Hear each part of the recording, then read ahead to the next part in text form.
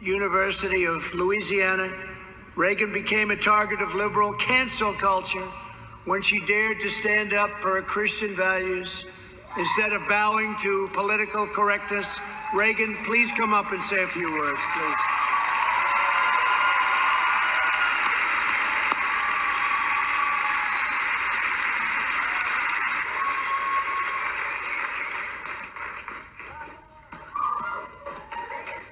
Well, thank you, Mr. President, for being here today with all of us and for inviting me up here to tell of my experience with cancel culture.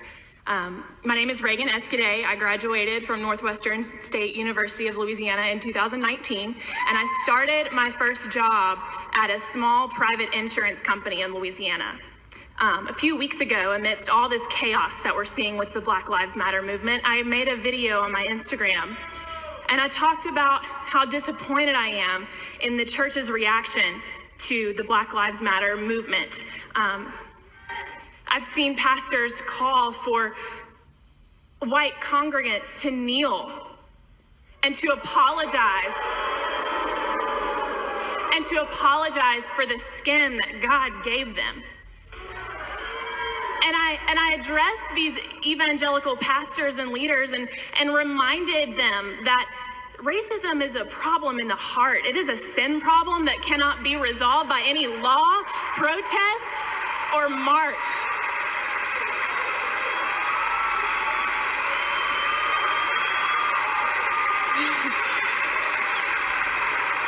And so, of course, my leftist followers didn't appreciate this message at all. I had my name blasted all over social media, and people told me, you know, I'm ashamed to have ever called you my friend. I've lost all respect for you. I love y'all.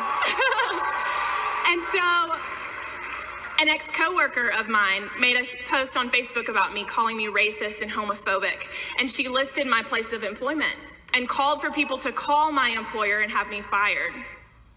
There were death threats made to the owners.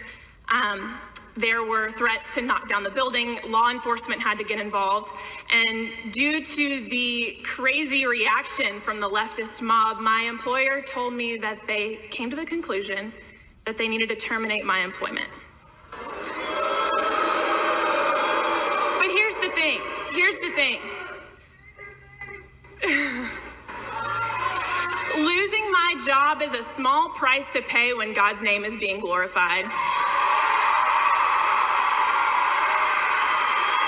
And He will always make His name known.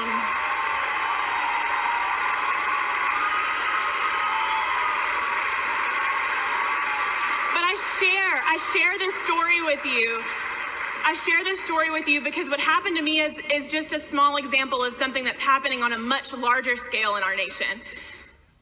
Aunt Jemima was canceled. And if you didn't know, Nancy Green, the original first Aunt Jemima, she was a picture of the American dream. She was a freed slave who went on to be the face of the pancake syrup that we love and have in our pantries today. She fought for equality. And now the leftist mob is trying to erase her legacy. And might I mention how privileged we are as a nation if our biggest concern is a bottle of pancake syrup?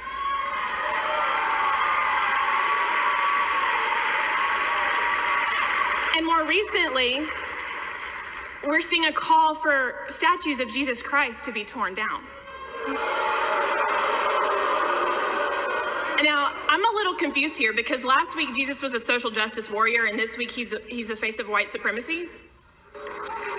And Jimmy Kimmel has been calling our president racist for years, and it turns out he's the racist.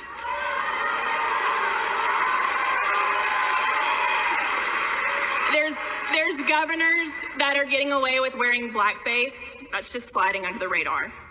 So I want to encourage you all to stand firm in your beliefs.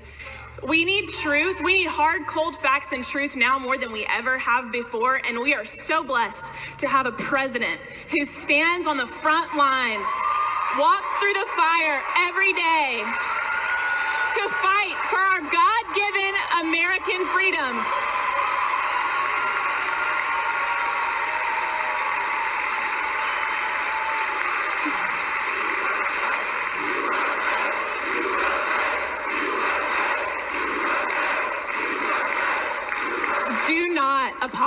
apologize to the mob. And thank you, President Trump, for never apologizing to the mob, for always standing firm, for being here for the American people, and for fighting for our best interests, because you are the change that we need to see in America. Thank you.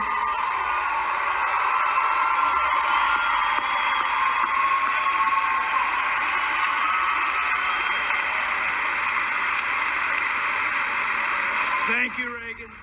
That was beautiful.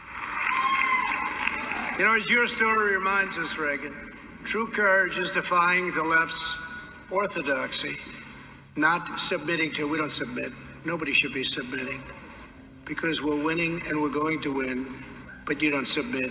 The fake news, progressive companies right there, they're right back there watching us, and other institutions merely towing the left-wing line have sacrificed their intellectual credibility and professional integrity